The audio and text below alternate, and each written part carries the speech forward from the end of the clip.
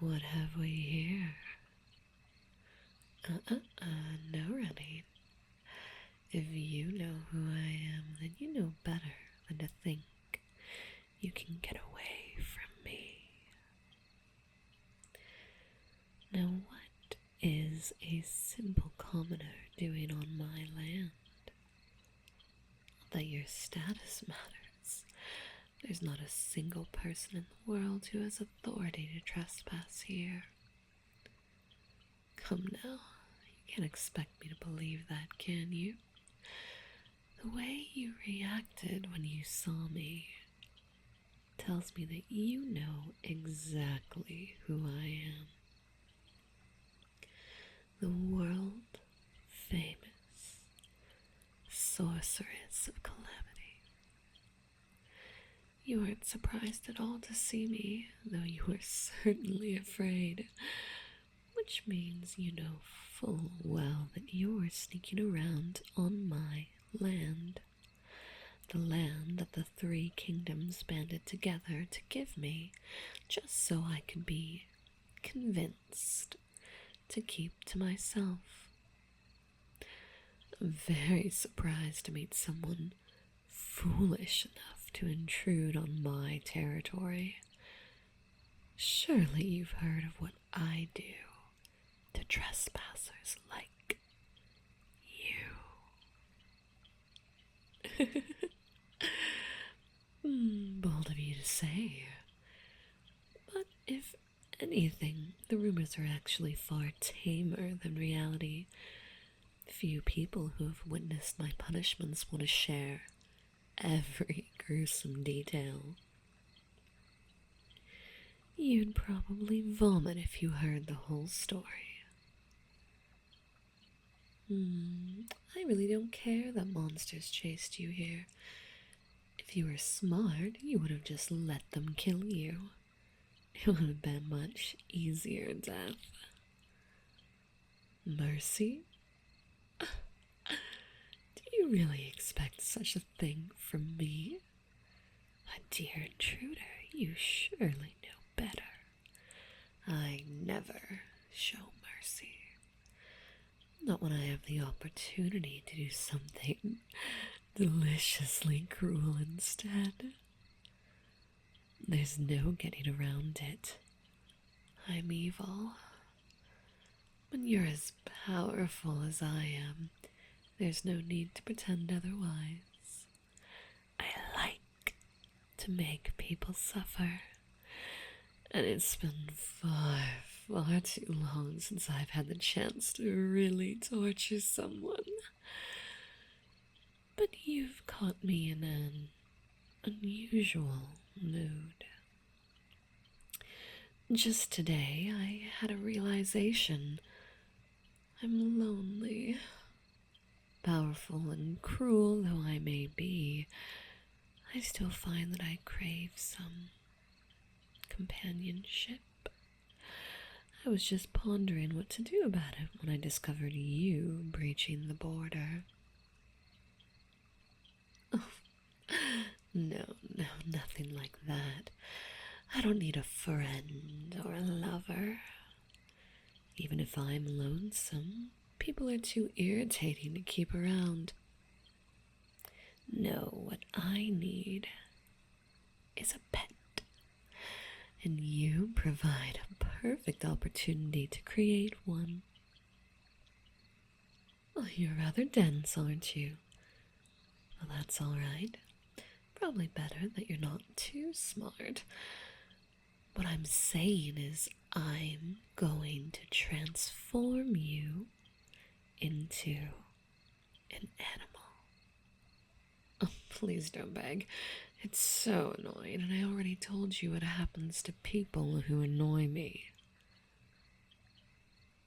Yes, that's better. Obedience already, You'll do well as my little pet if you keep that up. Now, what to turn you into? There's always the simple dog or cat, but surely I can do better than that. What sort of all-power sorceress would keep such an ordinary animal? Something more magical, then? A miniature dragon? A unicorn? Oh, I've always loved manticores. Of course not. I don't actually care about your opinion. Why would I? As far as I'm concerned, you're an animal already, and I'm the master here. The manticore route does seem very appealing, especially since you're so good at crying and begging. It's such fun, and manicores have mostly human faces, so I'd be able to enjoy all your sorrow and horror. But wouldn't it get old? The whole point of making you a pet is that I don't want human company. Seems a bit counterproductive to let you keep any of your humanity. Well, what options am I left with then? I can't think of a single magical creature that's ideal as a pet. So many trade-offs. Oh, wait. What am I saying?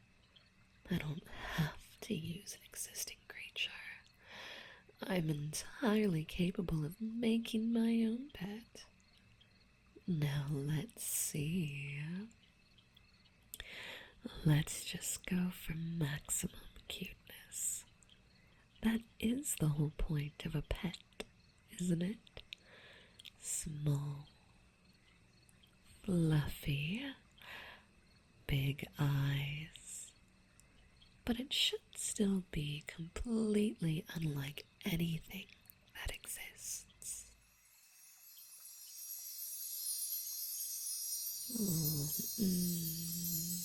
This might be more difficult than I thought.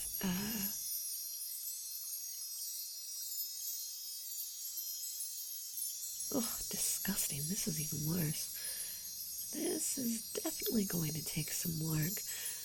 I realize this must be excruciatingly painful, but let's be honest, we both know I don't really care.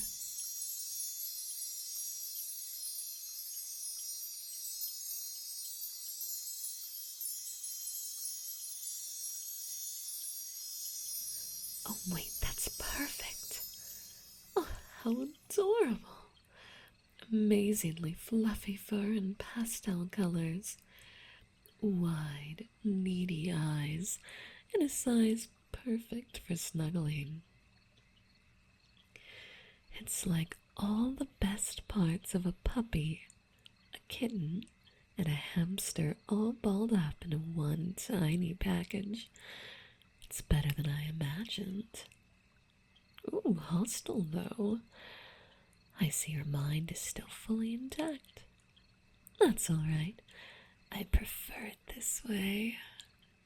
It'll be much more fun to train you if I get to break you first. But just as a precaution, let's cast a little hex on you, shall we? Can't have you trying to attack me, even if your teeth are so teeny tiny.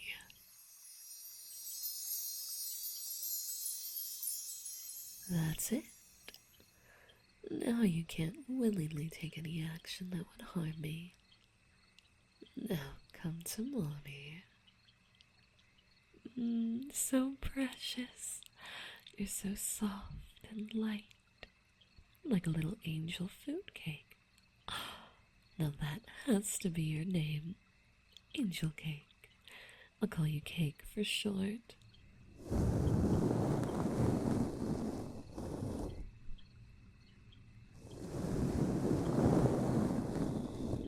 Poor Cake.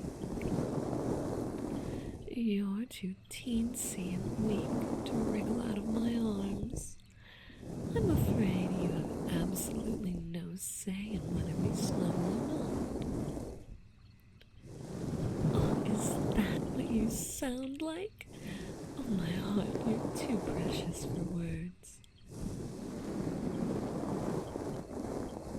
Go ahead and... mew. Squeak. Yip. Let's call it a yip. Yip all you want, but you can't change anything. Poor baby.